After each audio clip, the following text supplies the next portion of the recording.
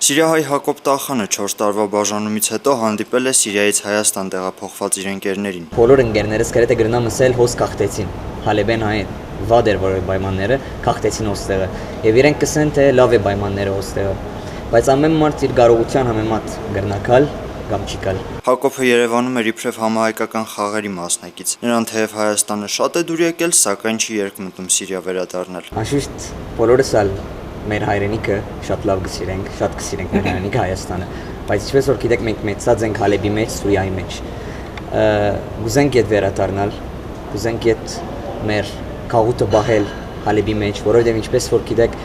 հիմա վերջերս բավական թիվով հայեր գործվեցան, կախտեցին, շատ նահատակներ դվին հայերը։ Սիրիահայերի խոսքով թեև գաղութը փոքրացել է, սակայն միասնական է։ Խմելու շուրջինա ժողովուրդը զանազան տեղերը ինձին կգճարե խմելու համար, անշուշտ մեր հայկական միությունները, հարեսանական միությունները գրսանձնու չափ մեր հայ քաղաքին գոփնեն ճուրով, ուտեստեղենով,